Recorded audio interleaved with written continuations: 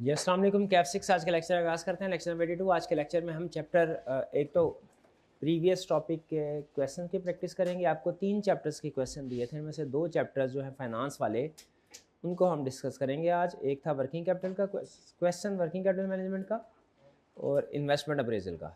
इन 2 question को हम class में डिस्कस करेंगे। फिर इसके बाद चैप्टर 1 कंप्लीट करेंगे। और चैप्टर 1 के हमने अभी तक क्वेश्चन प्रैक्टिस नहीं किए, कोई ऐसा ही है ना?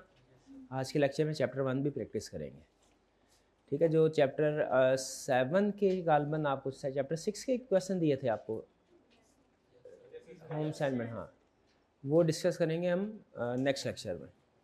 तो सबसे पहले प्रैक्टिस क्वेश्चन है 21 फाइनेंस का, ये इन्वेस्टमेंट अप्रेजल का। भूल गए होंगे ना इन्वेस्टमेंट अप्रेजल के असूल, ये याद है?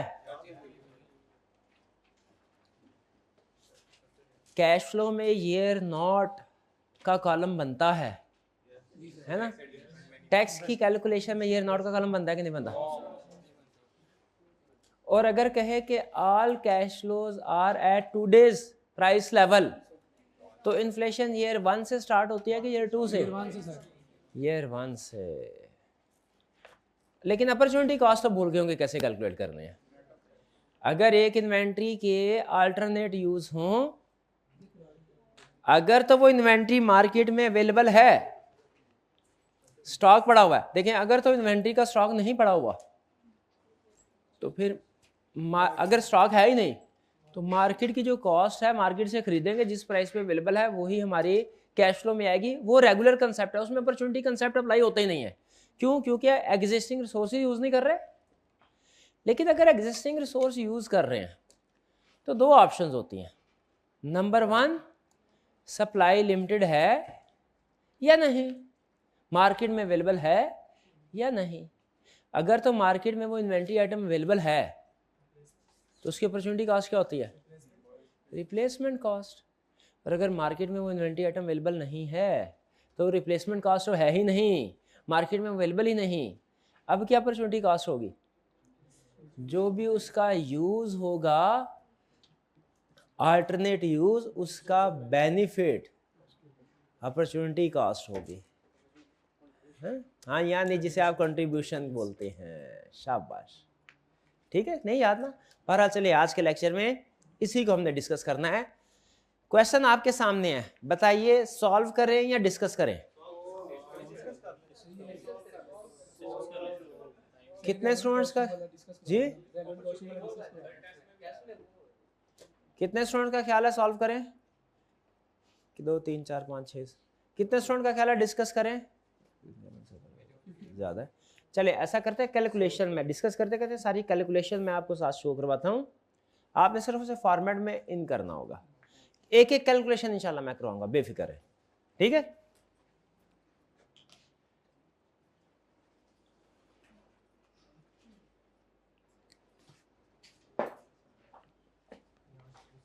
ठीक है, कोई नहीं कहेगा कैलकुलेटर मेरा ले है, क्योंकि अब हमने इसको तकरीबन सॉल्व भी करना है।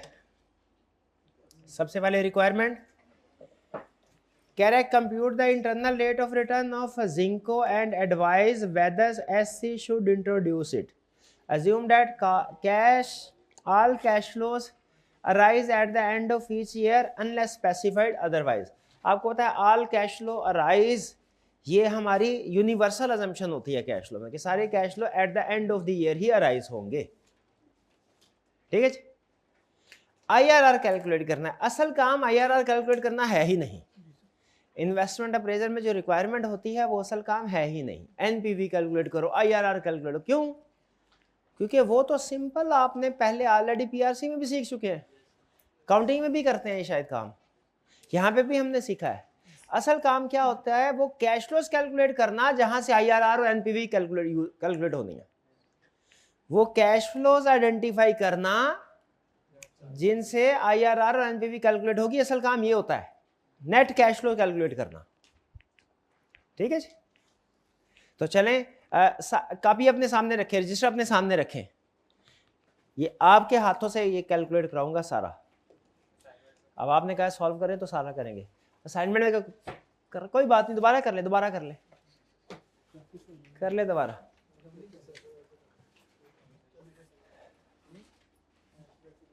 सबसे पहले IRR की रिक्वायरमेंट से हमें पता चल गया कि इन्वेस्टमेंट अप्रेजल का क्वेश्चन है। Sania Cosmetics is considering the launch of a beauty product called Zinco. Following information has been gathered in this regard. पहले information, SC will need to spend rupees 250 million on purchasing and installing the plant for the manufacturing of Zinco at the end of year 4. Year 4 को underline कीजिए, 250 million को भी underline करें। 250 million को क्यों underline करवाया? Initial investment year not, और year 4 को अंडरलाइन क्यों करवाया? कॉलम कितने बनाने हैं इसलिए, क्योंकि ईयर 4 है, इसका मतलब है इसकी यूजफुल लाइफ 4 साल है। क्योंकि यूजफुल लाइफ 4 है इसलिए हम कॉलम बनाएंगे 5। क्यों? लाइफ 4 ईयर है, कॉलम 5। ईयर नॉट का भी बनेगा, शाबाश। तो कॉलम बनाइए 5, शाबाश, जल्दी से बनाइए। ईयर नॉट 1 2 3 4 लिखिए, 5 लिखिए। ईयर 1 2 3 4, 5 नहीं लिखिए, 5 नहीं लिखना। और ईयर नॉट, ये जो 250 मिलियन है, इसमें इन्फ्लेशन की एडजस्टमेंट होगी कि नहीं होगी? क्यों नहीं होगी? ये इनिशियल इन्वेस्टमेंट है, ये 2 डेज है, एक दिन में नहीं होती इन्फ्लेशन, साल बाद होती है इंक्रीज। लिखिए, राउंड ऑफ मिलियन में करना है, 1000 में, हमेशा की तरह 1000 में। जल्दी कीजिए, जल्दी, बहुत देर लगाते हैं आप लोग। आप कॉलम भी बना लिए तो डिस्क्रिप्शन किधर लिखेंगे आप? किधर है आपका? हाँ हाँ हाँ, ये जगह, शाबाश, जल्दी से। हाँ ये ठीक है। तो लिखे सबसे पहले इनिशियल इन्वेस्टमेंट 250,000, किधर लिखा है? 1000 में एग्री हुआ है ना, करेंगे तो मिलियन में क्यों राउंड ऑफ किया फिर?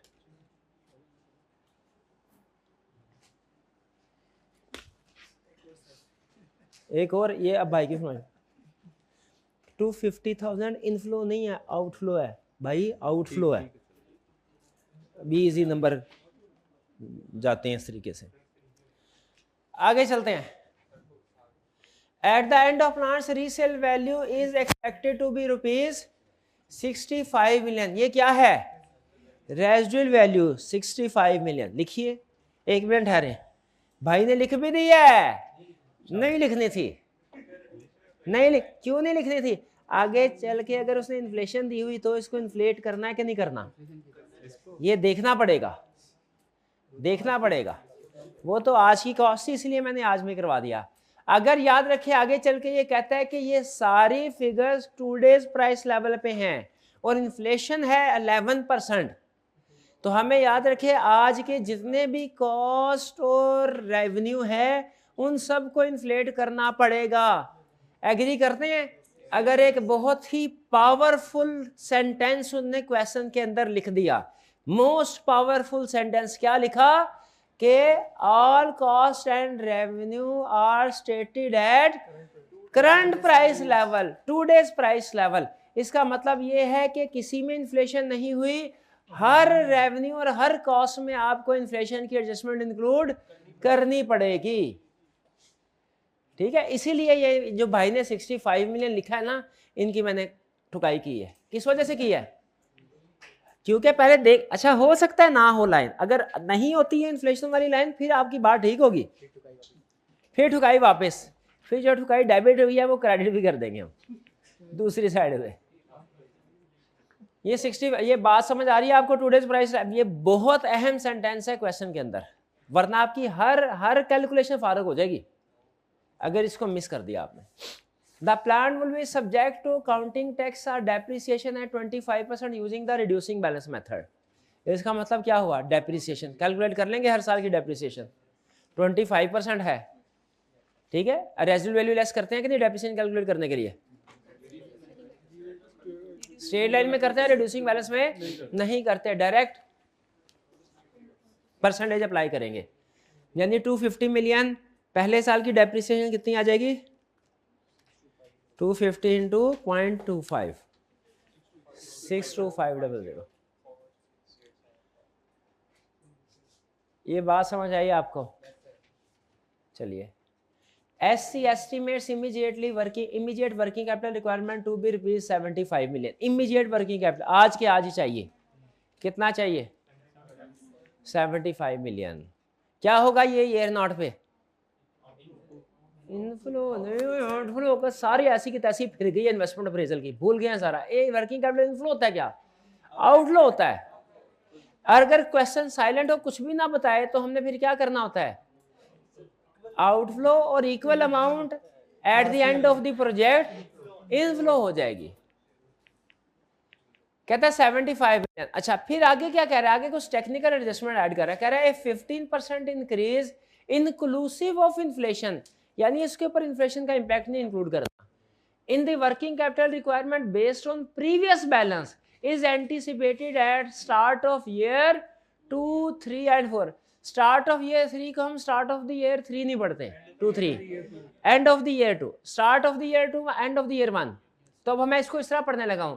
Anticipated eight the end of the year 1, 2 and 3, यानी ईयर 1 में, ईयर 2 में, ईयर 3 में मजीद वर्किंग कैपिटल चाहिए. ईयर नोट में आज तो डाल दिया, ईयर 1, 2, 3 में मजीद वर्किंग, कितना वर्किंग कैपिटल चाहिए? 15% ऑफ ओरिजिनल वर्किंग कैपिटल के 15% ऑफ प्रीवियस वर्किंग कैपिटल. यानी ईयर नॉट में जो वर्किंग कैपिटल है, ईयर 1 में मजीद डालना है, वो ईयर नॉट का 15% है. और ईयर 2 में जो वर्किंग कैपिटल डालना है, वो ईयर 1 का 15% होगा या ईयर नॉट का? ईयर 1 का. यही देखे कह रहा है. ठीक है. At 15% in a 15% increase inclusive of inflation, the working capital requirement based on previous balance, based on previous balance को अंडरलाइन करें, based on previous balance को अंडरलाइन करें और इसको समझें कि हर साल 15% वर्किंग कैपिटल इंक्रीज होगा. इसका मतलब है अगर ईयर नॉट में 100 है, ईयर 1 में 115 चाहिए, लेकिन इंक्रीज कितना करना है, ऐड कितना करना है? 100 तो पहले ही पड़ा हुआ है, 15 ऐड करना है. क्लियर? भी ऐसा ही अगर आंसर आ जाए 104%, तो इसका मतलब है बेस से कितने परसेंट ज्यादा है? 104% या 4%? 4%. 100 तो बेसिक होता है, पता है कि नहीं?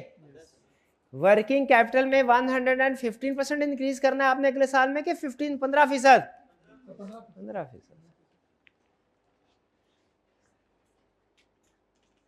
अच्छा, ये बहुत ही अच्छी एडजस्टमेंट है. However, only 60% of working capital is expected to be realized at project's end. अगर साइलेंट रहे ना वर्किंग कैपिटल के बारे में, तो जितना भी वर्किंग कैपिटल आपने ऐड किया है लास्ट ईयर में, वो रिकवर हो जाएगा पॉजिटिव.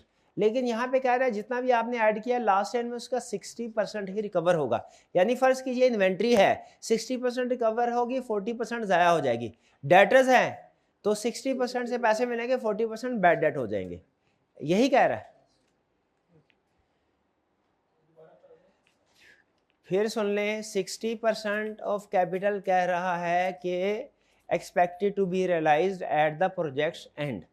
अगर ये लाइन ना होती तो जितना भी वर्किंग कैपिटल होता है वो सारे का सारा लास्ट इनफ्लो हो जाता है. लेकिन यहाँ पे कह रहा है 60% रियलाइज होगा, 60% रिकवर होगा, 60% के पैसे मिलेंगे, तो बाकी 40% क्या होगा? बैड डेट हो जाएगा. बैड डेट हो जाएगा, रिटर्न ऑफ हो जाएगा. तो हमने टोटल वर्किंग कैपिटल कैलकुलेट करना है, उसका 60% तो आएगा कैश फ्लो में. ठीक है, इनफ्लो. कोई गैस कर सकता है कि 40% किधर जाएगा? टैक्स की कैलकुलेशन में, क्योंकि ये एक एक्सपेंस है. जैसे डेप्रिसिएशन एक्सपेंस है, बैड डेट भी एक्सपेंस है. जैसे डेप्रिसिएशन एक्सपेंस है, इन्वेंट्री रिटर्न ऑफ भी एक्सपेंस है. भी समझ रहे हैं?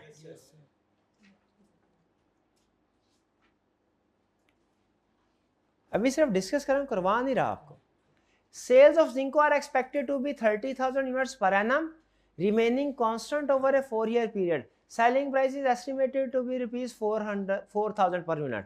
तो ये तो बहुत आसान है. हर साल ईयर 1, ईयर 2, ईयर 3, ईयर 4 सब में 30,000 को 4,000 से मल्टीप्लाई कर दो। नहीं, हाँ, ईयर 1 होगा 30,000 इंटू 4,000 इंटू 1.1 पावर 1, ईयर 2 होगा 30,000 इंटू 4,000 इंटू 1.1 पावर 2, ईयर 3 होगा 30,000 इंटू 4,000 इंटू 1.1 पावर 3, ईयर 4 होगा 30,000 इंटू 4,000 इंटू 1.1 पावर 4। 30,000 है यूनिट सोल्ड, 4,000 है प्राइस पर यूनिट। ये 1.11 क्या है? Inflation rate. जो कि क्वेश्चन पढ़ के आया हूं तो मुझे पता है नीचे इन्फ्लेशन रेट 11% दिया उसने। ठीक है, रेवेन्यू कैलकुलेट हो गया आपका। आगे चलते हैं। पूरे क्वेश्चन में सबसे अहम एडजस्टमेंट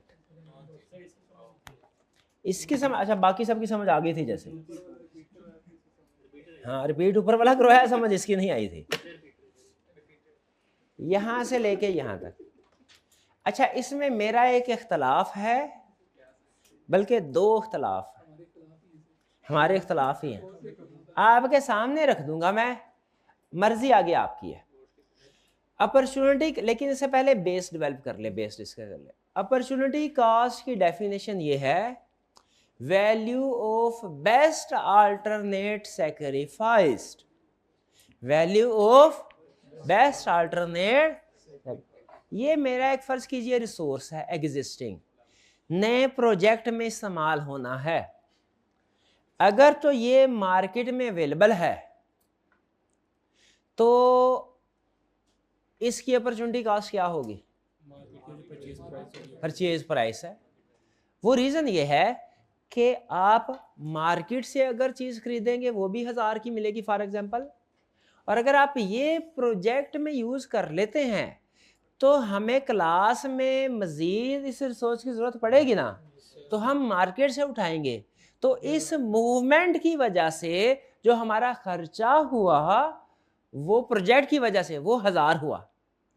तो चाहे स्टॉक अवेलेबल, अगर तो ये पहली ऑप्शन हमें चाहिए प्रोजेक्ट के लिए ये, और क्लास में है ही नहीं, पहली ऑप्शन, ये अपॉर्चुनिटी कॉस्ट का कंसेप्ट है ही नहीं, क्योंकि इसमें एग्जिस्टिंग रिसोर्स यूज भी नहीं हुआ, ये पिक कर रहे हैं, ये हमारे नॉर्मल कैश फ्लोस में आएगा। दूसरा, क्लास में मौजूद है, हमने कितने में खरीदा था इसको छोड़े, इस वक्त इसकी प्राइस मार्केट में कॉस्ट है, मिलता है 1000 का। अब नया जो प्रोजेक्ट आएगा अगर वो इस रिसोर्स को यूज कर ले और हमें मार्केट से 1000 रुपये का खरीदना पड़े, अपॉर्चुनिटी कॉस्ट कितनी है? 1000। अगर इसको यूज कर ले मार्केट में 500 का खरीदना पड़े, 500, क्योंकि जो कैश फ्लो पे इंपैक्ट आया 500 का आया। एग्री करते हैं? अच्छा ये है अपॉर्चुनिटी कॉस्ट। अगला कंसेप्ट, अगर फर्ज कीजिए ये मार्केट में अवेलेबल नहीं है, मिलता ही नहीं है, शॉर्टेज है, ढूंढ ले, इंपोर्ट साल के लिए बंद होगी चाइना से, साल के बाद आएगा, हमारे पास पड़ा हुआ है। अब हम अगर इसे क्लास में इस्तेमाल करें 1000 रुपये का फायदा है, ये सीए कैंपस में इसको इस्तेमाल करें 1000 का फायदा है, एसीसीए में इस्तेमाल करें फर्ज कीजिए 1500 का फायदा है। इसको हमने अपने किसी प्रोजेक्ट में इस्तेमाल कर लिया, ठीक है, अपॉर्चुनिटी कॉस्ट क्या होगी?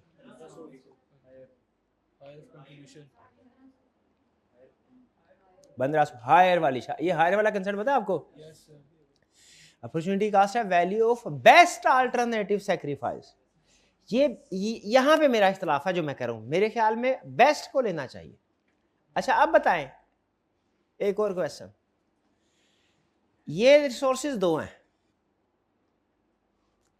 मेरे पास ऑप्शन है या तो दोनों रिसोर्सेज सीए कैंपस में यूज हों, उस सूरत में 2000 का मार्जिन कंट्रीब्यूशन आएगा, या दोनों रिसोर्सेज एसीसीएम में हो, उस सूरत में 3000 का आएगा।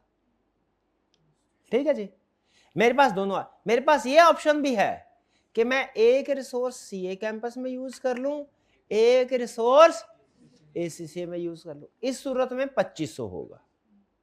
मैंने ना सीए में यूज किया ना एसीसीए में। ये क्वेश्चन का कंसेप्ट है, गौर से जवाब दीजिएगा।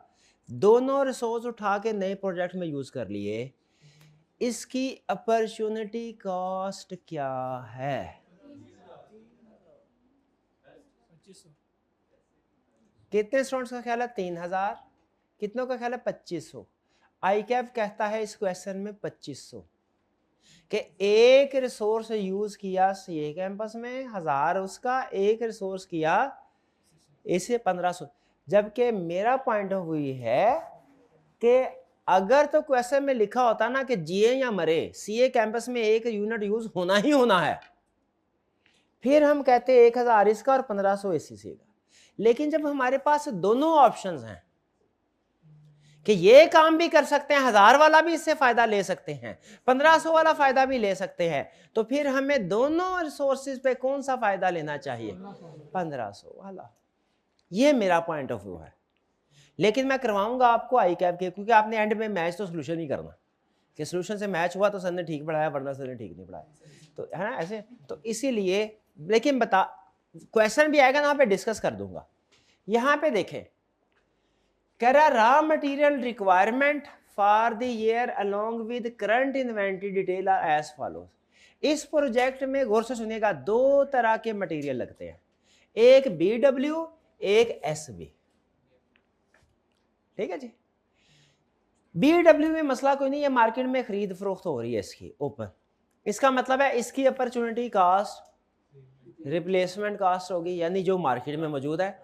कहानी में उसने इसके BW के बारे में कुछ भी नहीं बताया, कोई पाबंदी नहीं लगाई, कोई पाबंदी। इसका मतलब मार्केट में सेल परचेज हो रही है, तो इसको तो अगर हम यूज करते हैं तो अपॉर्चुनिटी कास्ट, ठीक है जी, 550 की आ जाएगी। एनुअल रिक्वायरमेंट कितनी है? 3000 kg। करंट इन्वेंट्री 1500 है, कॉस्ट पर केजी 550 है। Contribution margin if used on other projects 200। ये हमें कंट्रीब्यूशन मार्जिन लेने की जरूरत ही नहीं। क्यों? क्योंकि मार्केट में एक्सेस सप्लाई अवेलेबल है, तो इसकी अपॉर्चुनिटी कॉस्ट क्या होगी? इसको इस्तेमाल करें और ये 550 पे ही आएगा। इस बात से एग्री करते हैं कि नहीं? पक्की बात है। यानी इसका मतलब है इसमें तो रूटीन में हम देखेंगे हर साल कितनी क्वांटिटी चाहिए, कॉस्ट चाहिए, और उसके मुताबिक उसको कैलकुलेट करते जाएंगे। हाँ, इन्फ्लेशन की एडजस्टमेंट करनी है हमने, क्योंकि उसने बोला हुआ है ये कॉस्ट जितनी भी है करंट। मसला इसमें नहीं है, मसला किसमें है? एसबी में। एसबी क्या कहता है? कहता है SB will not be available in the market until the end of the first year. SB market में कब अवेलेबल होगा? साल के बाद, 1 साल के बाद। इसका मतलब है 1 साल तक एसबी अवेलेबल नहीं है। हमें इस प्रोजेक्ट के लिए क्या करना पड़ेगा? जो एग्जिस्टिंग क्वांटिटी पड़ी हुई है स्टॉक में वही यूज करनी पड़ेगी ना भाई, वही यूज करनी पड़ेगी कि बाजार से खरीदेंगे वही। बीडब्ल्यू तो बाजार से खरीद लिया, क्यों? बाजार में अवेलेबल है। एसबी आपने बाजार से नहीं खरीद सकते। क्यों नहीं खरीद सकते? अवेलेबल ही नहीं, उसने कह दिया है। इसका मतलब ये हुआ बीडब्ल्यू तो उसकी रिप्लेसमेंट कास्ट आ गई हमारे पास। एसबी में उसकी अपॉर्चुनिटी कॉस्ट, उसकी रिप्लेसमेंट कॉस्ट नहीं है। एसबी में उसकी अपॉर्चुनिटी कॉस्ट, उसकी रिप्लेसमेंट कॉस्ट नहीं। क्यों नहीं है? मार्केट में मिल ही नहीं रहा। फिर क्या होगी इसकी अपॉर्चुनिटी कॉस्ट? जो भी इसका कंट्रीब्यूशन ना बोले, जो भी इसका बेस्ट अल्टरनेट यूज है, जो भी इसका बेस्ट अल्टरनेट यूज है वो। अगर कोई प्रोजेक्ट ए में लगाते हैं कंट्रीब्यूशन 200 है, प्रोजेक्ट बी में लगाते हैं कंट्रीब्यूशन 300 है, तो अपॉर्चुनिटी कॉस्ट क्या होगी? 300। अब सुने सवाल, अगर हम प्रोजेक्ट में लगाते हैं कंट्रीब्यूशन 200 है, बेचते हैं तो पैसे आते हैं 300। पक्की बात है? सोच लें फिर, बेस्ट इस बात पे कायम रहना। फिर आ जाए, कह रहा है further it is also used in another product requiring 600 kg for the year. कहता है दूसरी प्रोडक्ट में यूज होता है 600 kg रिक्वायर्ड है। However that product will B discontinue eight the end of the year. Eight the end of the year discontinue हो जाएगी। अभी प्रोडक्ट चल रही है और कितना रिक्वायर्ड है 600 kg उधर। SB is not used in any other product and can be sold in the market at 50% of its cost। इसका मतलब ये हुआ SB मार्केट में अवेलेबल नहीं है। ये जो स्टॉक हमारे पास अवेलेबल है 1200 का, रिक्वायरमेंट साल की 1200, स्टॉक भी 1200, एक साल हमारा गुजारने के लिए सफिशिएंट है। लेकिन ये जो 1200 करंट इन्वेंट्री स्टॉक है ना, इसके दो इस्तेमाल हैं। एक इस्तेमाल क्या है, एक इस्तेमाल इसका नहीं, करंट जिंको के अलावा इसके दो, एक अनदर प्रोडक्ट पे इसको इस्तेमाल कर रहे 600 यूनिट, और दूसरा मार्केट में सेल करते हैं। ये बात समझ आ रही है? 1200 टोटल है। एक ऑप्शन है ICAP ने जो कहा है, एक ऑप्शन है 600 यूनिट अनदर प्रोडक्ट पे जाएं, 600 मार्केट में सेल हो। एक दूसरी ऑप्शन भी है 1200 का 1200 मार्केट में सेल हो। ये है कि नहीं? क्योंकि मार्केट में सेल करना ज्यादा बेनिफिशियल है। क्या कह रहा है कि अगर आप मार्केट में सेल करते हो ना तो 50% ऑफ कॉस्ट आएगा। थोड़ा सा सिर्फ जहन लगाना, ज्यादा नहीं। अगर आप मार्केट में बेचते हो इस 1200 को, अब हम इसकी अपॉर्चुनिटी कॉस्ट देखिए, ये फैसला हो चुका है कि इस प्रोडक्ट को हमने नए प्रोजेक्ट में लगाना है। अब हम इसकी अपॉर्चुनिटी कॉस्ट कैलकुलेट कर रहे हैं। अपॉर्चुनिटी कॉस्ट में हमारे पास दो यूजेस हैं। नंबर 1 यूज क्या है, बेच दे। नंबर 2 यूज क्या है, 600 बेच दे और 600 प्रोडक्शन में यूज कर लो। मैंने कौन सी ऑप्शन सेलेक्ट करनी है, जो मोस्ट बेनिफिशियल हो? बताइए। ये ऑप्शन भी है 4200 कॉस्ट है, 50% पे बेच दो, इस पे 2100 मिलेगा। ये भी ऑप्शन है दूसरे प्रोजेक्ट पे लगाओ 1500 मिलेगा। 600 तो कंफर्म हो गया, बेचना ही बेचना है। 600 जो दूसरी प्रोडक्ट में लगाना है ना, ICAP कहता है दूसरी प्रोडक्ट पे लगा है तो उसकी अपॉर्चुनिटी कॉस्ट 1500 करो। मैं कहता हूं भाई वो वाला 600 भी अगर बेच देते हैं तो ज्यादा पैसे आएंगे। तो बजाय ये कि 600 दूसरे प्रोडक्ट पे लगाएं, 600 बेचें, क्यों ना 1200 को 1200 बेच दें, इसमें ज्यादा बेनिफिट है। और अपॉर्चुनिटी कॉस्ट की डेफिनेशन में बेस्ट अल्टरनेटिव लेते हैं। भाई बात समझ आ रही कि नहीं? पूरे क्वेश्चन में सबसे टेक्निकल, सबसे अहम बात ही यही है। बाकी रूटीन की चीज, इन्फ्लेशन की एडजस्टमेंट है, मल्टीप्लाई करके ठक ठक हो गया है, बाकी कुछ नहीं है। बाकी रूटीन की चीज है सारी। अहम चीज इसमें यही थी। पिक कर रहे हैं कि नहीं कर रहे हैं? तो आप बताइए, आपके पास दो ऑप्शन है, 600 यूनिट पड़ा है। एक ऑप्शन है अनदर प्रोडक्ट पे लगाए, उस पे आपको 1500 का फायदा होगा। दूसरी ऑप्शन ये है अभी के अभी बेच दे, उसमें 2100 मिलेगा। क्या अपॉर्चुनिटी कॉस्ट लें, 1500 या 2100? मेरा पॉइंट ऑफ व्यू है। पर ICAP कह रहा है 600 बेच दो, 600 प्रोडक्ट में यूज कर लो। ICAP क्या कह रहा है? 600 बेच दो, 600 प्रोडक्ट में यूज कर लो। मेरा कहना क्या है, चूंकि बेचने से ज्यादा पैसे मिल रहे हैं प्रोडक्ट की निस्बत, तो 1200 का 1200 बेच दो। समझ रहे हैं कि नहीं? देखिए, क्वेश्चन सॉल्व करना मकसद नहीं, कंसेप्ट समझना मकसद है। कंसेप्ट आपके सामने रख दिया। अब बताइए कितने स्टूडेंट्स के ख्याल में इस क्वेश्चन को हमें 1200 का 1200 बेच के, क्योंकि ये मोर बेनिफिशियल ऑप्शन है, वो अपॉर्चुनिटी कॉस्ट लेनी चाहिए? और कितनों का ख्याल है 600 बेच के और 600 प्रोडक्ट में यूज करके अपॉर्चुनिटी कॉस्ट लेनी चाहिए? चले, हम 600 यूनिट्स बेच के और 600 यूनिट्स प्रोडक्ट में यूज करके अपॉर्चुनिटी कॉस्ट कैलकुलेट करने। ये स्टूडेंट कम है, लेकिन चूंकि ICAP ने ऐसे किया तो हम भी ऐसे करेंगे, ताकि आपका आंसर मैच हो जाए।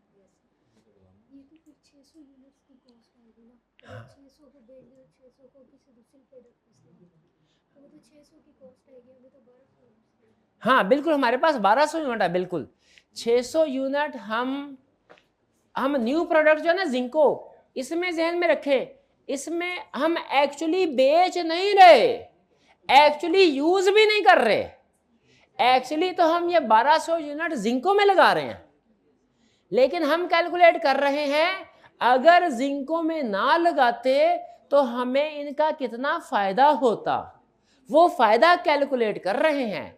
ये दोनों ऑप्शन है ना इफ सोल्ड वाली, और ये जो दोनों ऑप्शन है, दूसरी option if used another product वाली, ये हम यूज नहीं करवा रहे, ये हम सेल नहीं कर रहे, ना ना ना ना, उसकी वैल्यू निकाल रहे हैं, उसकी वैल्यू निकाल रहे हैं कि हमें कितना,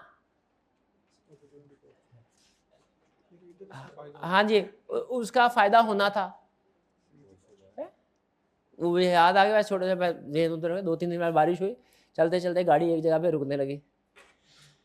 फर्ज करें अगर किसी की गाड़ी बारिश में, आप देखो इंडिया में बारिशें हुई हैं बड़े, उनके तो एयरपोर्ट भी तबाह हो गए, तो फर्ज करें किसी की गाड़ी बारिश में रुक गई, बारिश ज़्यादा हुई, सारी गाड़ी तबाह बर्बाद हो गई। अब उसे हिसाब लगाना है नुकसान कितने का हुआ, तो क्या वो सोच रहा है अगर मैं इस गाड़ी को बेचता तो ये गाड़ी 60,000 की कम से कम ज़रूर बिकती, तो आप उसे कहने लगे भैया क्यों सोच रहे हो, अब तो गाड़ी बिक ही नहीं सकती, वो क्या कहेगा, मैं गाड़ी बेच नहीं रहा, मैं हिसाब लगा रहा हूं कि अगर बेचता तो मुझे कितने पैसे आते, ताकि मैं वो नुकसान है वो अपनी किताबों में लिख लूं। समझ रहे?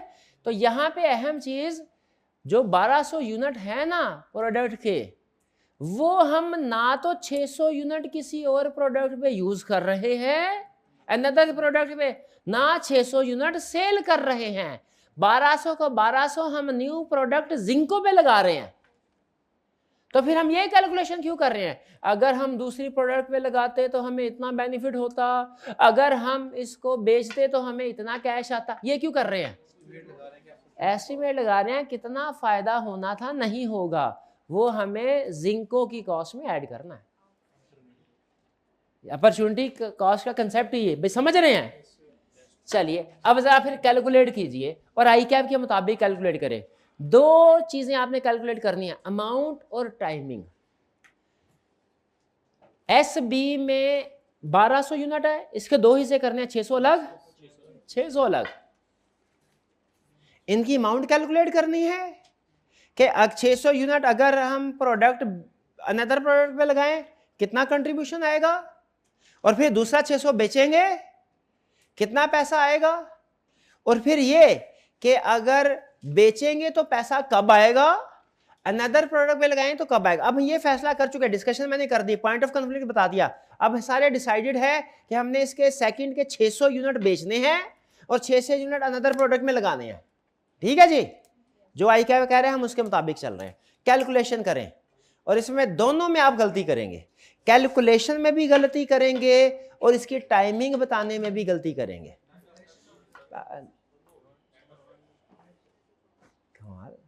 बाकियों को नहीं पता था, ये रिपीटर है ना, रिपीटर।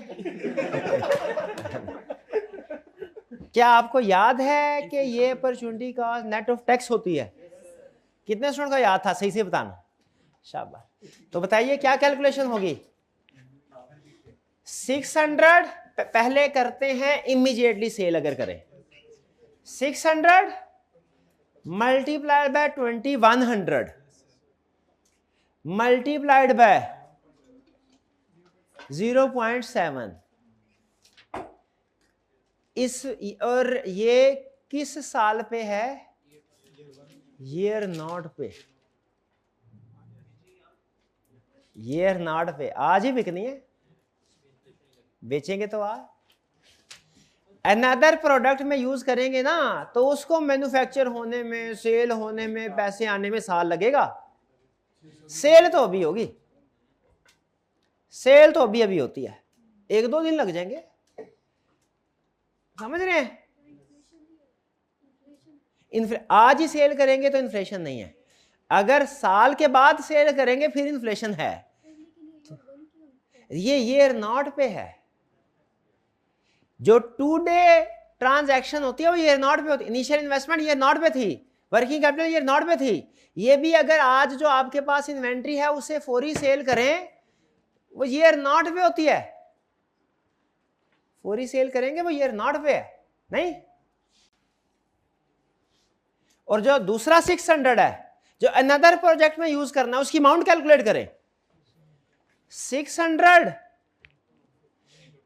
Into 1500 into 0.7। और चूंकि अब ये साल के बाद आएगा पूरा चक्कर उसका वर्किंग कैपिटल साइकिल कंप्लीट होने के बाद, इसीलिए ये ईयर 1 का है, इंटू 1.1 इन्फ्लेशन। क्योंकि सेल प्रोडक्ट को मैन्युफैक्चर करने में, सेल करने में, पैसे कलेक्ट होने में, रूटीन में जब आप मैन्युफैक्चरिंग करेंगे उसमें साल लगेगा। आगे यही कह रहा है ना, this product will be discontinued at end of the year. इसका मतलब है साल के एंड तक ये प्रोडक्ट चलेगी। नहीं समझ रहे आप? नहीं समझ रहे?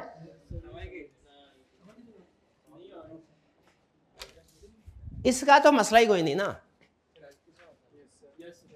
ये तो सिंपल ईयर 1 2 3 4 हो जाएगी। मसला इसका है 12 टोटल कितना स्टॉक पड़ा है? 1200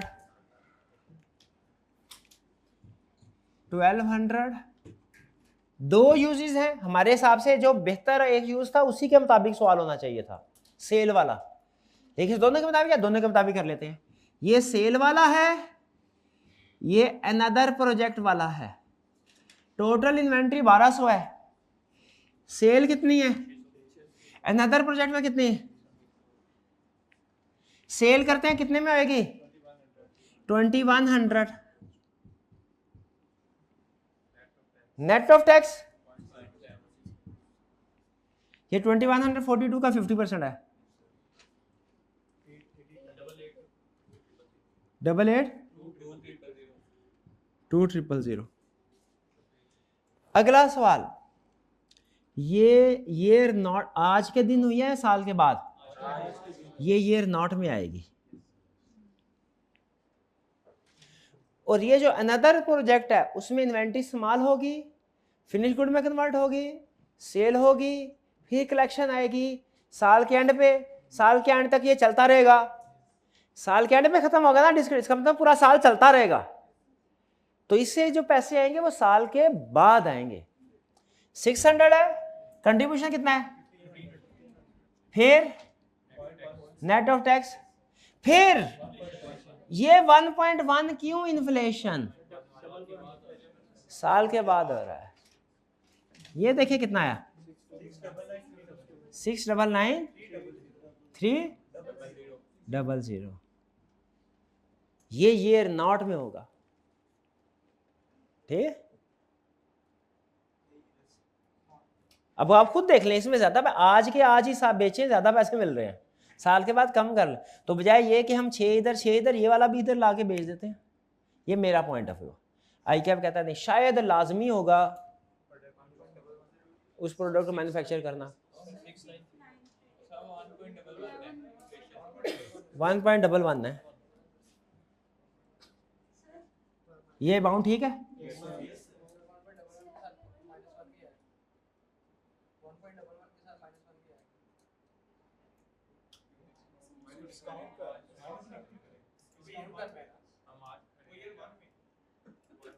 डिस्काउंट अब मेरे भाई एंड पे करते हैं, डिस्काउंटिंग करते हैं सारे कैश फ्लोज कैलकुलेट करने के बाद एंड पे ये इन्फ्लेट कर रहे हैं। इन्फ्लेट करके फिर डिस्काउंट काहे को करेंगे? जी जी, इसे ये नॉट के कॉलम में लिखेंगे क्योंकि ये सेल आज ही हो रही है। इसे ईयर 1 के कॉलम में लिखेंगे क्योंकि ये इसका बेनिफिट हमें ईयर 1 के बाद मिलना था। ठीक हो गया। और ये अपॉर्चुनिटी कॉस्ट में लिखना है, डन। चल, और इसमें कुछ नहीं था। एससीआईटी में annual labour requirement of 30,000 semi skilled labour at 150 per our, 10,000 skilled labour 250 per hour. Simple क्या करना है, 30 सेमी स्किल्ड की कैलकुलेशन करेंगे, 30,000 into 150 into 1.1 power n inflation, और 10,000 into 250 into 1.1 power n annual fix cost, वो भी inflation का impact आता जाएगा। Applicable tax rate would be 30%। Taxes will be payable refundable in the year in which tax liability rise, same year में। नीचे calculate करेंगे, ऊपर फिगर लिख देंगे, नीचे कैलकुलेट करेंगे, ऊपर फिगर लिख देंगे। ठीक है, और ये है वो लाइन जो मैं आपसे बोल रहा हूं कि सबसे अहम है। All revenues and cost are quoted in today's rate. Inflation rate 11% है और apply to all revenues and cost, सारे रेवेन्यू कॉस्ट के लिए इकट्ठे दिया है। वरना कभी कभी आपको पता है ना, ऐसा भी करता है, रेवेन्यू के लिए अलग, वेरिएबल सेलिंग के लिए अलग, मैन्युफैक्चरिंग के लिए अलग, लेबर के लिए अलग, डिफरेंट रेट भी दे देता है। यहाँ पे उसने एक ही रेट दिया, अच्छी बात है। ये नहीं रेट समझाया फिर, हाँ समझाया, क्लियर। ये 22% कॉस्ट ऑफ कैपिटल किस लिए दिया, हाँ एनपीवी और आईआरआर कैलकुलेट करने के लिए।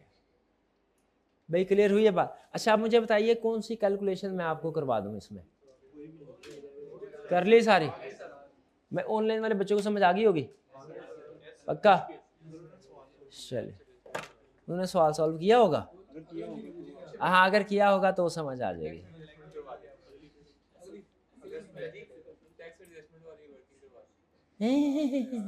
जब आप उसको इशारा कर रहे थे मैंने देख लिया था, पिछली दफा आपकी चाल कामयाब हो गई थी अपनी। वर्किंग कैपिटल वाला क्वेश्चन कितने स्टूडेंट्स ने किया है, इसमें याद है क्या प्रॉब्लम होती थी, एक्सटर्नल फाइनेंसिंग इज अवेलेबल और ओनली डेट फाइनेंसिंग। इक्वेशन याद है आपको, नहीं यार, इक्वेशन क्या होती थी, डेट इक्विटी रेशियो। कितने स्टूडेंट्स ने ये किया है जरा फिर से बताइएगा, 1 2 3 4 5 6। चले अब क्या करें, इसको डिस्कस करें। कोई स्टूडेंट जिसने इसको अटेम्प्ट किया हो और ना हुआ हो, परसों क्यों डिस्कस कर लेंगे, परसों अगले क्वेश्चन डिस्कस करने दें। क्लास में कोई ऐसा स्टूडेंट, 3 स्टूडेंट भी आ गए ना जिन्होंने कहा सर ये हमने अटेम्प्ट किया यार समझ है, तो इसको डिस्कस करते हैं। कि एक भी नहीं है अटेम्प्ट किया है इसको, नहीं ये हमने क्लास में भी किया, बल्कि मेरे ख्याल 2 क्वेश्चन किए हैं ऐसे। चलिए अब आते हैं हम अपने मैनेजेरियल, फाइनेंस वाला पोर्शन क्लोज, मैनेजेरियल वाला पोर्शन स्टार्ट। इसमें हमने कल के लेक्चर में जो कंसेप्ट स्टडी किए थे और परसों उसके क्वेश्चन को डिस्कस करते हैं। पहले एमसीक्यूज कह रहा है, why is it important for a successful business manager to understand the political environment. Political analysis discuss कर रहे थे, पी पेस्टल एनालिसिस का क्या डिस्कस कर रहे थे, P. Why is it important for a successful business manager to understand the political environment? To enhance public relation। Businessman को public relation से क्या लगे, बिजनेसमैन को गवर्नमेंट रिलेशन से लगता है कुछ, गवर्नमेंट के साथ ताल्लुकात ठीक होने चाहिए, आज हम पढ़ेंगे। पब्लिक से कोई ताल्लुकात ठीक करने की जरूरत नहीं, मतलब एक रेपुटेशन अच्छी होनी चाहिए, बस इतना काफी है। ये सक्सेसफुल बिजनेस मैनेजर का पॉलिटिकल एनवायरनमेंट को अंडरस्टैंड करने का ये मकसद नहीं है। एक वैसे हो सकता है मकसद उसका हो, ताल्लुकात पब्लिक के साथ अच्छे हो, रेपुटेशन अच्छी हो, सेल्स बढ़ती है, तो लेकिन असल मकसद to capitalise on opportunities and reduce risk. अगर तो कैपिटलिस्ट इकोनॉमी ही है, कैपिटलाइज करे अपने बेनिफिट को। अगर कम्युनिस्ट इकोनॉमी है, वैसी पॉलिसीज है, तो रिस्क को रिड्यूस करे, ये मकसद। टू डाइवर्सिफाई पोर्टफोलियो, नहीं product portfolio, product portfolio diversify करना तो फिर तो वो काम करता क्या, प्रोडक्ट पोर्टफोलियो को डाइवर्सिफाई करना होता है तो क्या करता है,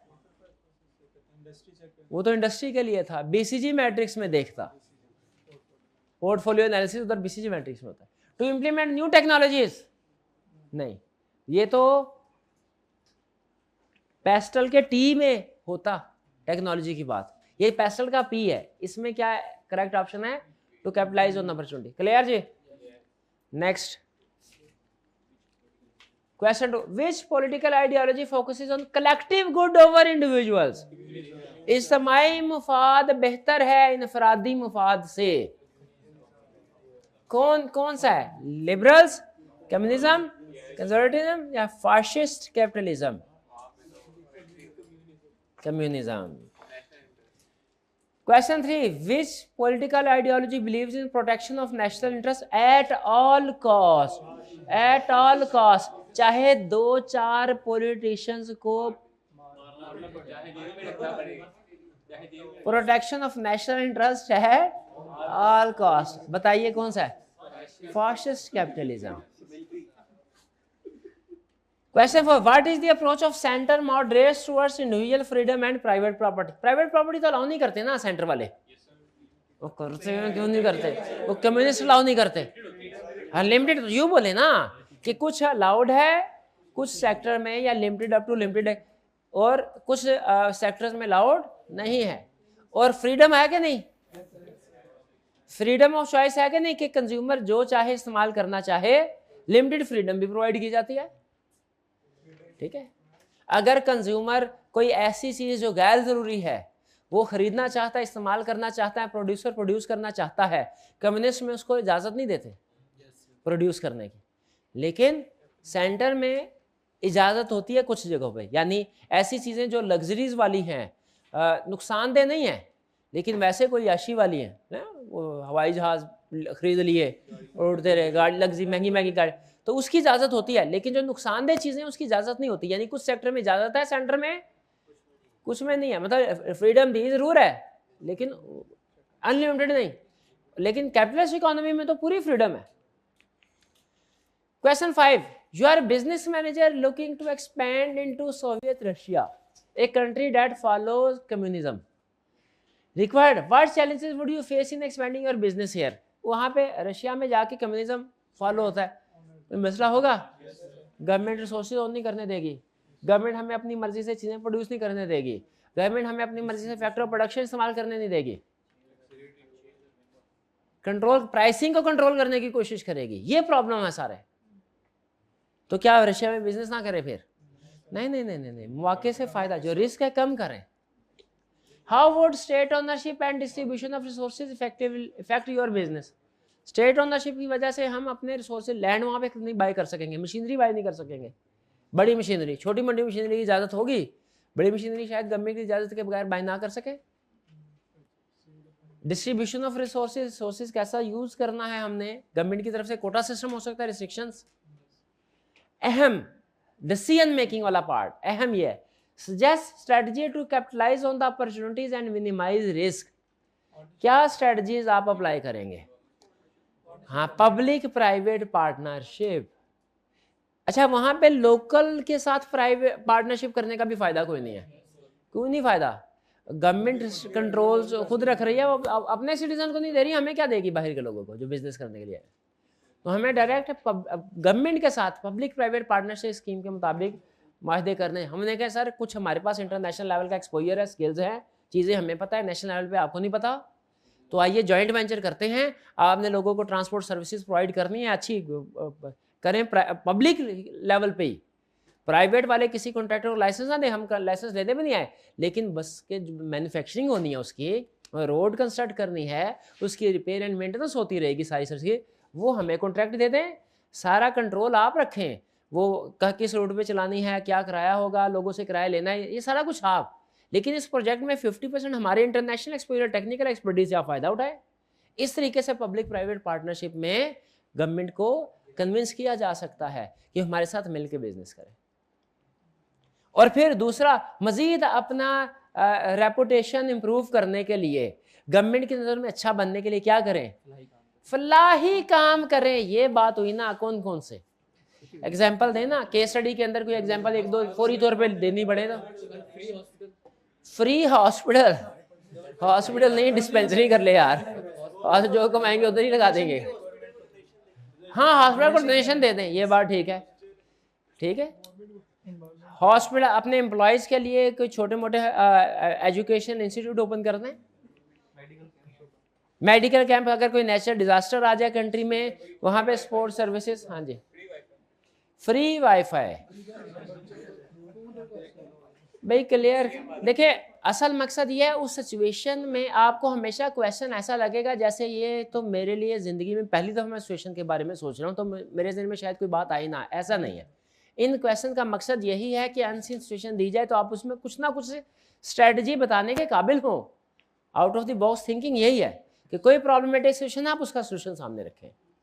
असल मैनेजर तो वही है ना जो सोल्यूशन प्रोवाइडर हो, तो आपने मैनेजेरियल पोर्शन में सोल्यूशन प्रोवाइडर बनना है। ठीक है, कोई भी सवाल पूछे सोल्यूशन प्रोवाइड कर देंगे, शाबाश, इंशाल्लाह। आगे चलते हैं हम। क्वेश्चन सही होना जरूरी, गलत नहीं होता इंशाल्लाह, बेफिक्र है। आपने सिचुएशन के मुताबिक आंसर देना है, गलत नहीं होगा।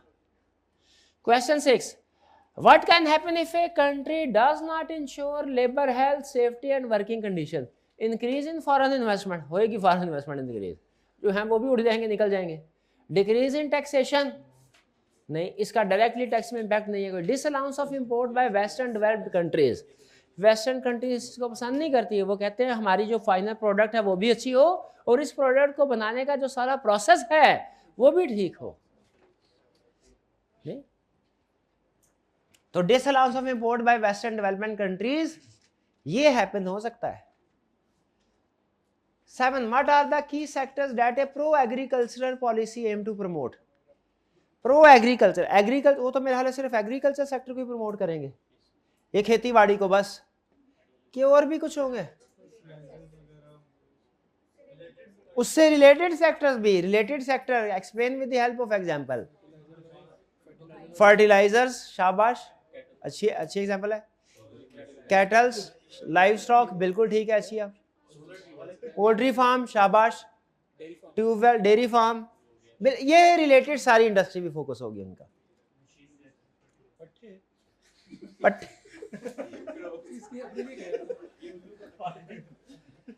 How do labour laws affect the cost of doing business?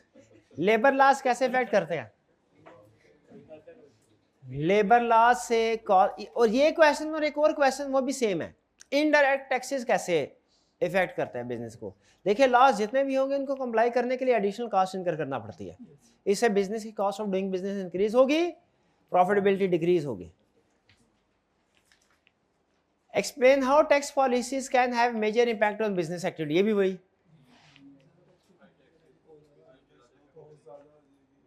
High taxes से कॉस्ट ज्यादा हो जाएगी, बिजनेस लेस प्रॉफिटेबल है, बहुत से बिजनेस हो सकता है वो फिजिबल ना रहे करना, और level of investment, private investment in the country reduce हो सकता है। ठीक है, इसीलिए अगर वर्कर्स की, आपके ख्याल में वर्कर्स की जो मिनिमम वेजेस है वो क्यों ना बढ़ा के 1 लाख तक कर दी जाए? अभी 40,000 है, 1 लाख तक कर, अच्छी बात नहीं है? इससे क्या होगा? क्या एंटरप्रेन्योर 1 लाख देना शुरू कर देंगे? वो अपनी दुकान ही बंद कर देंगे कि भाईजान इतना हमें वारे नहीं खाता, हम तो लॉस में चले जाएंगे। ठीक है, तो बजाय ये कि वो मसला हल होने के मसला बढ़ जाता है। बाज़ औक़ात कुछ ऐसे लोग होते हैं जो कि सरसरी एनालिसिस करते हैं सिचुएशन का और उसके डिटेल इफेक्ट को नज़रअंदाज कर देते हैं। ठीक है, वो जैसे कोई लोग ये कहते हैं कि जी मजदूरों की तनख्वाह ज़्यादा से ज़्यादा होनी चाहिए। भाई अगर फैक्ट्री बंद हो गई तो वो तनख्वाह दूर की बात है, वो तो बेरोज़गारी बढ़ जाएगी। वो मसले के हल की बजाय बाज़ औक़ात ऐसे होते हैं, वो कुछ ऐसे साइंसदान मशवरा देते हैं कि वो हल करने की बजाय मसले में इजाफा हो जाता है। वो मैं एक जगह पे पढ़ा था, इंडिया पहले, ये आज़ादी से पहले अंग्रेज़ आए तो इंडिया में वहाँ पे कुछ स्पेरे वगैरह ज़्यादा, आपको होता है उधर इंडिया में वैसे भी ज़्यादा होते हैं सांप वगैरह। तो एक जगह पे सांप ज़्यादा थे, गोरा उधर बड़ा परेशान। गोरे ने कहा क्या करें इसे निजात हासिल करने के लिए? उन्होंने एक पॉलिसी अनाउंस की। आपने बताना पॉलिसी ठीक है कि नहीं? उन्होंने कहा जी सांप मारिए आप, और जो बंदा भी सांप मार के गवर्नमेंट के जो भी उन्होंने जगह प्लेस की थी वहाँ पे उसकी डेड बॉडी लेके आएगा ना, उसे 1000 रुपया इनाम दिया जाएगा। लोगों ने सांप मारना शुरू कर दिए, मारना शुरू किए, सांप आहिस्ता आहिस्ता कम हुए। अच्छा, जब जैसे कम हुए लोग सांप, अब उन्होंने अपना रोजगारी बना लिया, सांप ढूंढने के लिए निकले, सांप मिले ना, उन्होंने क्या किया भला, खुद पालना शुरू कर दिए। सांप पालते थे, बड़ा करते थे, मार के 1000 रुपया ले आते थे। गोरे ने कहा यार ये 4-5 महीने हो गए हैं, इनाम दे दे कि हम थक गए हैं, ये सांप कम नहीं हो रहे। एक दिन उन्होंने ऐलान कर दिया, उन्हें गेम का सारी पता चल गया, उन्होंने ऐलान कर दिया कि आज के बाद कोई भी सांप को मारने पे जो प्राइस था हमारा वो खत्म। लोगों ने जब नहीं अभी नहीं छोड़ा इसके बाद एक वकूआ भी बाकी है। जब ये ऐलान किया लोगों ने कहा अच्छा अब सांप पालने का क्या फायदा, अब तो प्राइज मिलना नहीं, जो सांप पाले हुए थे दोबारा गलियों में छोड़ दिए। अब जो रहने और रहायशी होते हैं बाज़ वक़्त किसी जगह पे, वो आसानी से आपको पता है उस जगह पे गुजारा कर लेते हैं, उन्हें पता है सांप से कैसे बचना है, क्या तरीक़ाकार अपनाने हैं। लेकिन जो आउटसाइडर्स होते हैं उन्हें इन चीज़ों का नहीं पता होता। वो जो गोरों ने बाद में देखा, उन्होंने कहा ओहो ये तो पहले से भी ज़्यादा सांप हो गए, भाग के निकल गए उधर से। तो इसलिए बाज़ औक़ात किसी भी मसले का ज़ाहरी हल पेश करना बड़ा आसान होता है, लेकिन असल में उसके आफ्टर इफेक्ट्स भी देखने चाहिए, काउंटर इफेक्ट्स भी देखने चाहिए। इसको कहते हैं डोमिनो इफेक्ट। एक डिसीजन का दूसरे डिसीजन पे भी इफेक्ट होता है, वो सारे डोमिनो इफेक्ट को कंसीडर करके फिर फैसला करना चाहिए। ठीक है मेरे भाई? हैं? सही नेवला। आगे चलते हैं जी। You are business consultant in a country where the ruling party favors state control over local resources. Your client wants to engage in a business that involves utilizing these resources. How would you advise them to proceed, keeping in mind the political ideology of the ruling party? Ruling party की ideology क्या है? Control over local resources. कि यानी किसी outsider को own नहीं करने देना। आपका क्लाइंट आया, उन्होंने कहा सर हम इस कंट्री में बिजनेस करना चाहते हैं, मशवरा दीजिए कैसे बिजनेस करें, ये तो हमें कुछ ओन नहीं करने देते, क्या करेंगे?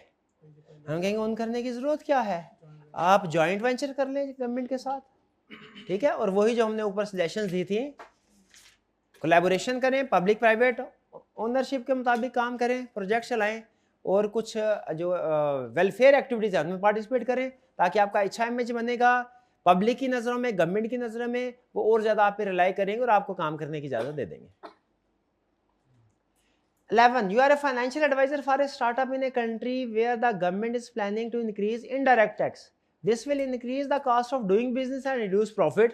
जाहिर है। What strategy would you recommend to the startup for mitigating the impact of increased indirect tax? अच्छा यहाँ पे एक चीज़ देखें, एक तो स्ट्रेटजी ये है कि गवर्नमेंट को ऐसा तरीकाकार अपनाए कि गवर्नमेंट को इनडायरेक्ट टैक्स इंप्लीमेंट ही ना करने दे। ये हमारा आज का लर्निंग ऑब्जेक्टिव है, इसके ऊपर मैं कमेंट नहीं कर रहा। एज्यूम करें कि इनडायरेक्ट टैक्स इंप्लीमेंट हो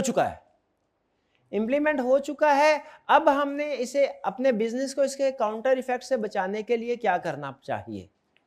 नंबर 1 क्या करें?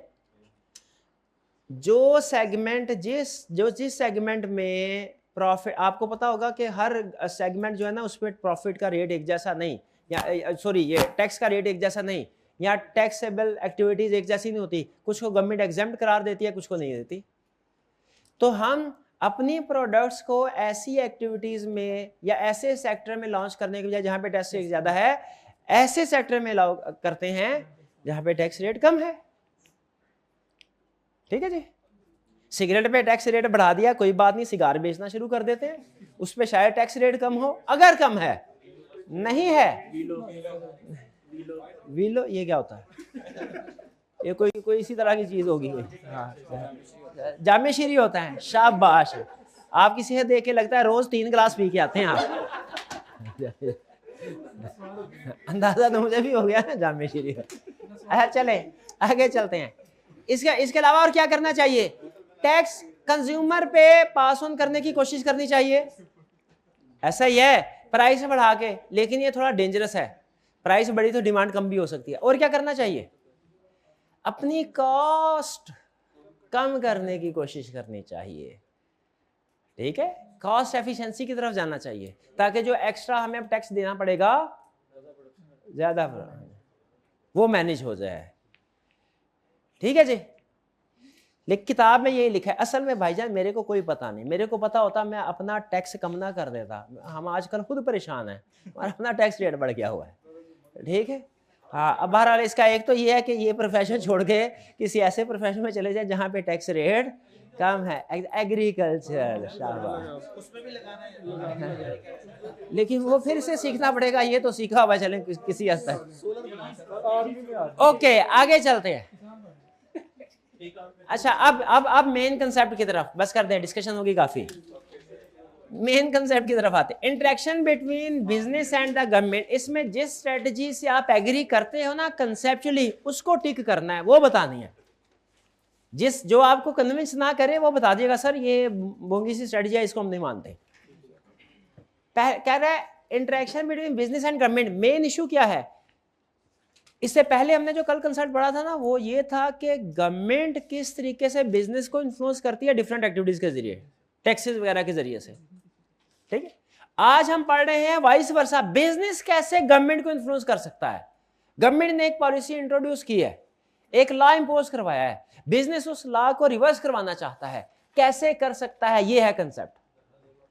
कह रहा है entrepreneurs and business people can influence government policies and decision, this can be done in following veg. 3 तरीकों से बिजनेस फोर्स कर सकते हैं गवर्नमेंट को अपने डिसीजन वापस लेने पे। पहला, फाइनेंशियल इंसेंटिव स्ट्रेटजी। दूसरा, प्रमोटिंग ए कंस्टिट्यूएंसी बिल्डिंग स्ट्रेटजी। तीसरा, पब्लिक अफेयर्स डिपार्टमेंट। अच्छा, ये पब्लिक अफेयर डिपार्टमेंट बराए नाम है, असल में ये है पॉलिटिशियंस अफेयर डिपार्टमेंट। ये पब्लिक अफेयर नहीं है, ये जब एक्सप्लेनेशन पढ़ेंगे आपको पता चल जाएगा। ये है फाइनेंशियल, पहला फाइनेंशियल इंसेंटिव स्ट्रेटजी। ये क्या जी? गवर्नमेंट को बताइए लार्ज बिजनेस, ये लार्ज बिजनेस कर सकते हैं, वो मिल जाएंगे बड़े बड़े बिजनेस, बड़े बड़े ग्रुप, ठीक है। Large business contribute to growth of economy, reduction of unemployment and also provide funds to political parties. ऐसा ही है, बड़े बड़े बिजनेस एम्प्लॉयमेंट अपॉर्चुनिटी प्रोवाइड करते हैं, गवर्नमेंट को जब प्रॉफिट होता है टैक्स भी देते हैं। Such companies can use their economic power, अपनी इस इकोनॉमिक पावर को गवर्नमेंट को ब्लैकमेल करने के लिए यूज कर सकते हैं। कैसे? तो कह रहे हैं सर हम जा रहे हैं टू लीव ए स्टेट और country unless A desired political action is taken. Sir ये जो एक्स्ट्रा टैक्स आपने सुपर टैक्स लगाया है ना, अगर वापस नहीं लेंगे ना, हम यहाँ से बांग्लादेश जा रहे हैं, हम जा रहे हैं नेपाल, हम जा रहे हैं इंडिया। नहीं, चले भी जाते हैं, और बड़े चले भी गए हैं, चले भी गए। हाँ जी, टेलीडोर चले गया, बिल्कुल ठीक है, ऊबर भी चले गए, चले बिल्कुल। हाँ जी, तो क्या आप समझते हैं कि ये एक पावरफुल टूल है गवर्नमेंट को प्रेशराइज करने का? क्योंकि अगर वो चलेगी तो इसका मतलब वो जितने भी एम्प्लॉइज थे उनके सारे वो बेरोजगार हो जाएंगे, वो अल्टीमेटली इनडायरेक्टली गवर्नमेंट पे ही प्रेशर का बायस बनता है। मुल्क में अनएम्प्लॉयमेंट रेट ज्यादा हो तो जाहिर है अनएम्प्लॉयमेंट ज्यादा होगा, लोग कोशिश करेंगे, खाने पीने को नहीं होगा, वो क्राइम की तरफ भी राग़िब हो जाते हैं। फाइनेंशियल इंसेंटिव स्ट्रेटजी समझा इसमें क्या कर, और एग्री करते हैं कि ये एक यूजफुल स्ट्रेटजी है। चलिए, इसका नाम ज़हन में रखना है फाइनेंशियल इंसेंटिव स्ट्रेटजी, कि जो गवर्नमेंट को फाइनेंशियल बेनिफिट हो रहे होते हैं कंपनी से, उनको सामने रख के फिर थ्रेट किया जाता है कि अगर आपने इसको रिवर्स नहीं किया पॉलिटिकल एक्शन का, हम जा रहे हैं कंट्री से। डन।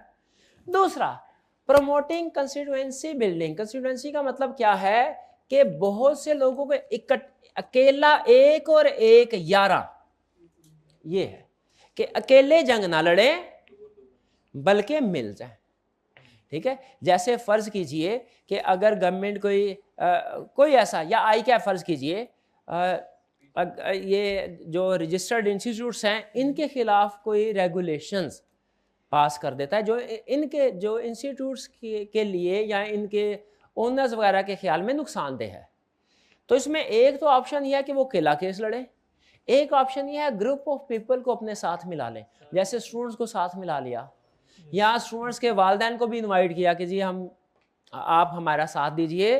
इसमें आपने देखा होगा बाज़ औक़ात किसी कंपनी के खिलाफ, फैक्ट्री के खिलाफ कोई एक्शन होता है ना, तो उसके एम्प्लॉइज अपने घर वालों के साथ आ जाते हैं सड़क पे रोड ब्लॉक करने के लिए। आपने टीवी का भी इस तरह की सिचुएशन देखी हो, वो यही स्ट्रेटजी होती है।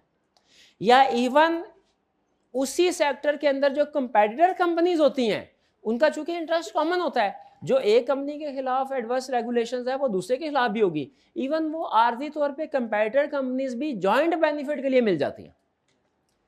ये है हमारा कंसेप्ट कंस्टिट्यूएंसी बिल्डिंग स्ट्रेटजी। कह रहा है using this technique business seeks support from groups who are also affected by this policy. क्योंकि देखिए फैक्ट्री अफेक्टेड है तो इसका मतलब अल्टीमेटली एम्प्लॉयज भी अफेक्टेड होंगे। By policy are share the same opinion as of business. Thus, business is able to mobilize a broad public in support of its position. Broad public, ये इसमें अहम point है। हाँ जी, सपोर्ट फ्रॉम ग्रुप्स को underline करें और broad public को underline करें। कहता है this can be done through, कैसे मोबिलाइज कर सकते हैं लोगों को, किन किन लोगों को मोबिलाइज कर सकते हैं और कैसे। कह रहा है stakeholder coalition. If a political issue affects a business, it may also affect its stakeholder, for example, employees, owner, customer, supplier, society. Using this approach, business mobilizes various stakeholders to raise voice and influence government officials in support of the agenda. अपने सारे employees को कहेगा भाईजान अगर आप चाहते हैं ना इस महीने की तनख्वाह आपको टाइम पे मिल जाए तो अपने फैमिली मेंबर्स को भी साथ ले आए, 4 बजे इधर पहुंच जाना आपने मेन रोड के ऊपर, हम इधर धरना देंगे। तो सारे बैठे हैं। ये क्या है? स्टेक होल्डर कोएलिशन, यानी जितने भी स्टेक होल्डर है, जिनका स्टेक है, जिनका इंटरेस्ट इफेक्ट हुआ है गवर्नमेंट के इस फैसले से, वो हड़ताल शुरू कर देंगे या जो भी एहतजाज है एहतजाज शुरू कर देंगे। दूसरा एडवोकेसी एडवर्टाइज। अच्छा यहाँ हम एडवर्टाइजिंग ना समझे, एडवोकेसी एडवर्टाइजमेंट को आप यार एडवर्टाइजमेंट समझ रहे हैं, नहीं। बाज़-औक़ात ऐसा होता है एडवर्टाइजमेंट का मकसद होता है किसी चीज की सेल बढ़ाना, अमूमी तौर पे यही होता है।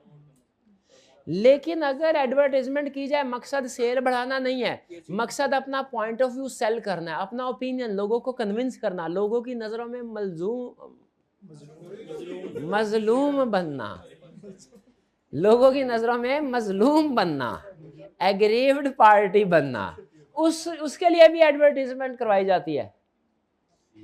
ठीक है। Purpose of advocacy ad is not to sell product और service, rather these focus on creating awareness on business view on some social or political issue। आपने शायद अखबारों में कभी पढ़ा हो खुला खत चीफ जस्टिस साहब के नाम, वो पोल्ट्री एसोसिएशन की तरफ से, सर ये दाना बड़ा महंगा हो गया है और हमारा बीमारियों की वजह से मुर्गियाँ मर गई तो हमें मजबूरन प्राइस बढ़ानी पड़ी, लेकिन गवर्नमेंट कह रही है कि जी प्राइस इस पे फिक्स रहे जिस पे हमारे लिए कारोबार करना मुश्किल हो गया, बराए मेहरबानी हमारे केस का फैसला। इस तरह का पॉइंट। असल मकसद उस पार्टी को पैगाम पहुंचाना नहीं है जिसको लेटर लिखना है, उसको तो ऑलरेडी पहुंचाया होगा, उसने रिफ्यूज किया, पब्लिक को। क्योंकि पब्लिक सपोर्ट अगर साथ हो, वो इशू आपको पता है उसका फैसला जल्दी हो जाता है और फेवर में होता है। वैसे कहीं पे 20 बंदे मर जाएं उसका फैसला जल्दी नहीं होगा वो, लेकिन जो इशू सोशल मीडिया पे वायरल हो गया उसका फैसला जल्दी हो जाएगा। ठीक है ना। वो ऊंट वाला वाकया वो भी गलत था, वो भी गलत था, लेकिन क्या इससे बड़े बड़े वाकये नहीं होते होंगे? लेकिन क्या वो सोशल मीडिया पे नहीं आते? तो अगर आ जाए तो उनका भी जल्दी फैसला आने नहीं देते। शाबाश। आगे चलते हैं। ट्रेड एसोसिएशन, सिर्फ एग्जांपल दे रहा हूँ। एडवोकेसी एडवर्टाइजमेंट समझ आ गया। मकसद प्रोडक्ट सेल करना नहीं है, मकसद अपना पॉइंट ऑफ व्यू प्रमोट करना है, लोगों में अवेयरनेस क्रिएट करना है, लोगों को अपने साथ मिलाना है। ट्रेड एसोसिएशन में देखे यहाँ पे स्टेक होल्डर कोएलिशन में वो अपनी ही फैक्ट्री से इर्द गिर्द जो लोग हैं ना, एम्प्लॉयज, सप्लायर, कस्टमर, उनको इकट्ठा कर रहे के एहतजाज कर रहे थे। एडवोकेसी एडवर्टाइजिंग में हम फोकस कर रहे हैं जनरल पब्लिक को, ताकि उसका पॉइंट ऑफ व्यू हमारे मामले में नरम हो। ठीक है। ट्रेड एसोसिएशन में कंपेटिटर्स इकट्ठे हो रहे हैं एक दूसरे के साथ। हर सेक्टर, अक्सर सेक्टर में जो कंपेटिटर कंपनीज भी होती हैं, इवन उन्होंने अपने कॉमन इंटरेस्ट को प्रोटेक्ट करने के लिए कोई ना कोई ग्रुप बनाया होता है, एसोसिएशन बनाई होती है, जैसे ताजराने उर्दू बाजार। ठीक है। आल पाकिस्तान टेक्सटाइल मिल्स एसोसिएशन इसकी बड़ी एग्जांपल है। ठीक है। उसका रिक्शा एसोसिएशन, जनरल अस्पताल, नायब सदर, लिखा था नायब सदर, गेट नंबर 6 के सामने। Trade association means coalition of companies in the same or related industry. एक ही इंडस्ट्री के अंदर सारी कंपनीज आपस में कोएलिशन बना लेती हैं। Business work through these association to coordinate their efforts in promoting common interest of industry. यानी फिर उसके बाद ये जो एसोसिएशन होती है ना, ये किसी इंडिविजुअल कंपनी की फेवर में काम नहीं करती, ये पूरी इंडस्ट्री की फेवर में काम करती है कि ऐसा मसला, ऐसी प्रॉब्लम जो पूरी इंडस्ट्री को अफेक्ट कर रही है, उसको मिलके कैसे टैकल करना है। ठीक है।